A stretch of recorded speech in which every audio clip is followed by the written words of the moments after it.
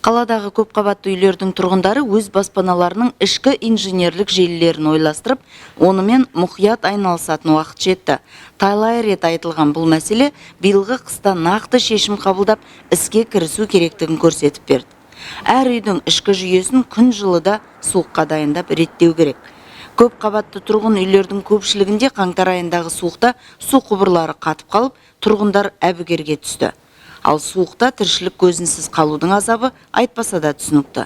Мысалы, Айбергенов көшесіндегі 16-шы үйде дәл осындай жағдай болды.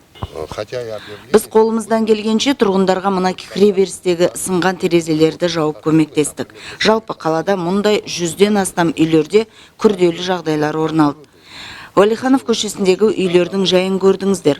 Көп үйлерде жертөле қараусыз қалып кеткен. Ал ішкі жүйені реттейтін құрылғы вентильдер сол жерде орналасқан. Соларды орап, жылыту маусымына дайындамағанның кесірінен тұтынушылардың өзі зардап шегіп отыр. Екі қабатты көп пәтерлі үйлердің жайы де кеуіл көншітпейді. Олардың кейбіреулерінде су құбырларының желісі шатырында орналасқан. Ондағы жағдай тіпті мүшкіл. Ал Әлімқұлов көшесінде үйде авариялық бригада аязды күндері ұзақ уақыт жұмыс істеуге мәжбүр болды. Бұл үй қысқа мүлдем дайындалмаған. Әлімқұлов көшесіне 13 қаңтар күні таңғы сағат 10-да су ресурстар маркетинг мекемесіне тапсырыс түсті, су жоқ деген.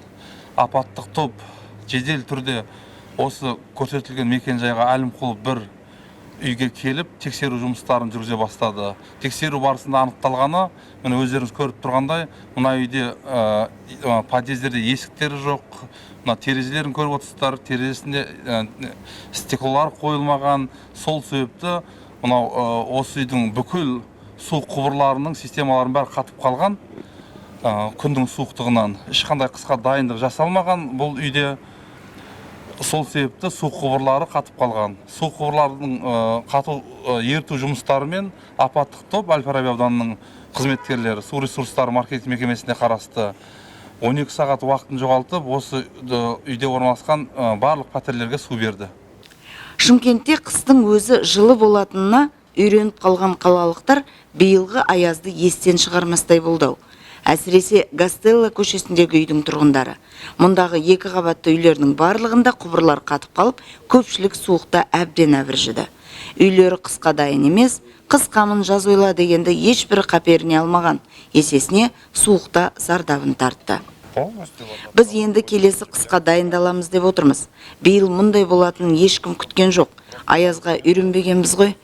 Біздің де және көршілердің де бәрінің үйі қатып қалды. Жігіттерге рахмет, келіп бәрін бір күнде бітіріп жасап берді. Жарайсыздар. Бұдан шығатын қорытынды көп қабатты үйлерде өзін-өзі басқару органдарын құрып, жұмысты жүйелемейінше жағдай күрделене береді. Тек осылай ғана үйлердің ішкі жүйесін қысқы суыққа, жылыту маусымына тыңғылықты дайындап, тұрғындар өз үйін, оның инженерлік желілерін бақылай алады. Әрі суықта да, ыстықта да қиналмайды.